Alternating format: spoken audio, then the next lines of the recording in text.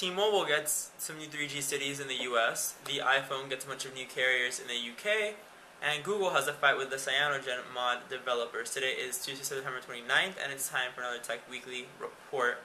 So to begin, Verizon announced their Motorola Shoals recently, and it has finally passed the FCC. Not only has it passed the FCC, but it has passed the Wi-Fi Alliance. It will have EVDO Rev A, as we know, and it will be running on a CDMA network, supposedly on Verizon, as that's what the rumor's saying. So be on the lookout for any announcements of those in the coming weeks. T-Mobile has been rolling out its 3G to a bunch of new cities. Included in these cities are Columbia, Durham, Greensboro, Raleigh, Winston-Salem, North Carolina, along with some cities in South Carolina, Ohio, Minnesota, and a bunch of cities in California. So if you live in any of those cities, you will be experiencing some 3G coverage now, and you can check out more on those cities on the T-Mobile website, or you can just go to androidcentral.com and have a list of all the cities that have been released.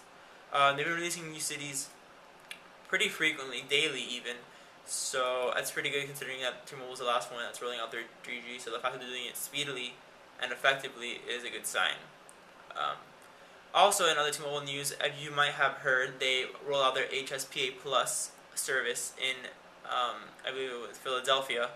HSPA Plus is not exactly LTE, but it's kind of 3.5G, 3.75G, if you will. It's very fast.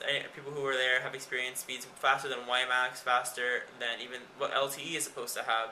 So even though T-Mobile isn't really working on its LTE technology now, they are working on HSPA Plus, which is significantly faster, which has been proven. So that's always good. In other news, the HTC Dev phone is getting Donut. It has Android 1.6. So if you do have a Dev phone, which not a lot of us do, you can go ahead and download that. Basically, it brings alternative screen size support, CDMA support, and any text-to-speech engine, which was not available in previous builds. In other Android news, Google got in a fight with Cyanogen, which was an Android ROM developer. Basically, the argument was about Cyanogen using Google apps such as Google Maps, Gmail, Google Talk, etc. in their mods when they're owned by Google. They come up with Google sent them a cease and desist warning, but they've come up with a sort of agreement. Cyanogen can keep building modded versions of their Android platform, they just cannot use Google services. So,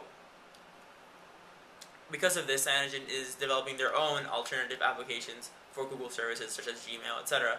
And they should be coming out in the next few weeks or days, depending on how fast they get onto it.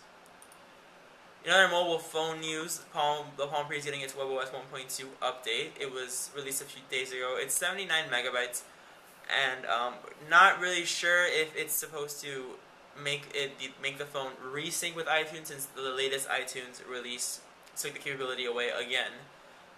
This kind of dogfight is kind of old now. You'd think that Palm would make their own music system so that they could transfer files, etc., and not depend on Apple's music player. But maybe they're just devoting more time to their Pre and the new Pixie that's coming out.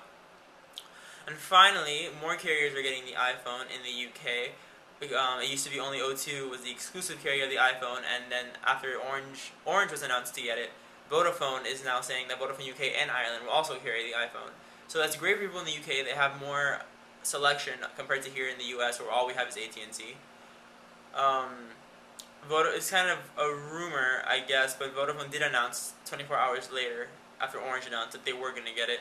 And if you go on their website, it says coming soon under the iPhone 3GS page.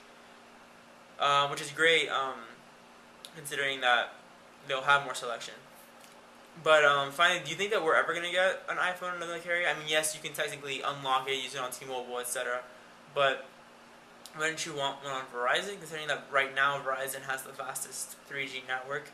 And on top of other phone questions, don't you think that the Palm Pre or the Palm, etc., like itself, should get their own syncing software? I mean, they had one before. I mean, it wasn't exactly sophisticated, such as iTunes, that easily just synced all your music, videos, etc. But they can't just be piggybacking off iTunes for everything. Obviously, Apple does not want them to be using it if they keep blocking the Palm Pre from syncing with it. Of course, their excuse is we make it to sync with our devices, and if it happens to sync with the other devices, that's fine. But they're not going to make iTunes just to sync for the Pre itself.